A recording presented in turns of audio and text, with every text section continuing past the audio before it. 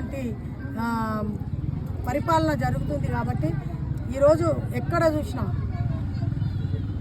Voters దగ్గరకు పోయి కాంగ్రెస్ వాళ్ళు ఓటు అడిగినా కూడా ఈరోజు ఓటర్సే తిరస్కరించి మీరు ఇచ్చినటువంటి హామీలు ఏవైతే ఉన్నాయో వాటిని నెరవేర్చిన తర్వాత ఓటు అడగాలని చెప్పే పరిస్థితిలో ఉంది.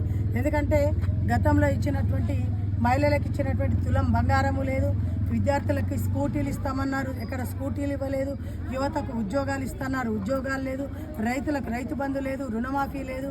ఈరోజు రేషన్ బియ్యం మేము ఇస్తున్నామని చెప్తున్నారు, అది కూడా అందరికీ తెలిసింది మోదీ గారికి అనేది, మరి అది లేదు. ఈరోజు ఎక్కడ చూసినా కూడా చెప్పేటి అబద్ధాలు.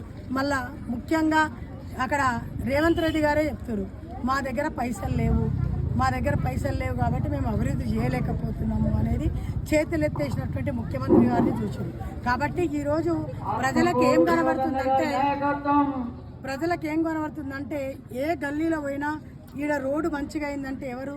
ఇది మోదీ గారి నిధులతోటి 14-15 ఫైనాన్స్ తోటి ఈ రోడ్లు పడ్డాయి, ఈ మోరీలు అయినాయి, లేదంటే ఈ స్ట్రీట్ లైట్లు అయినాయి, రైతు వేదికలు అయినాయి, శ్మశాన వాటికలు అయినాయి, హరితహారం అయింది, ఇట్లా చెప్పుకుంటూ పోతే ఇంటికి ఒక బాత్రూమ్ అయింది.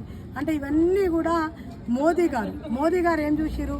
తెలంగాణ రాష్ట్రంలో మా ఎమ్మెల్యే గారు ఉన్నారా, ఈ కాన్స్టిట్యున్సీలో మా ఎంపీ గారు ఉన్నారా, లేకుంటే మా కౌన్సిలర్లు మా చైర్మన్లు అని ఎక్కడా కూడా చూడలేదు.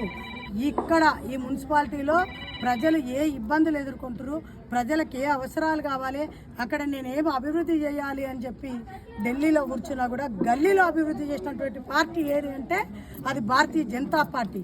కాబట్టి ఈరోజు ఓటర్స్ అందరూ కూడా ఓటు వేయడానికి సిద్ధంగా ఉన్నారు.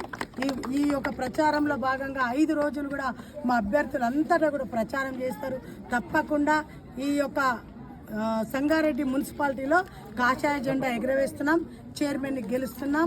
గెలిచిన తర్వాత ఈరోజు ఏదైతే అధికారంతో మేము పోయి ఓట్లు అడిగి ఓట్లు వేయించుకుంటున్నామో అదే బాధ్యతతోటి రేపు ఇక్కడ అభివృద్ధి కూడా చేసి చూపిస్తామని చెప్పి ఈ సందర్భంగా తెలియజేస్తున్నాం. భారత్ మాతా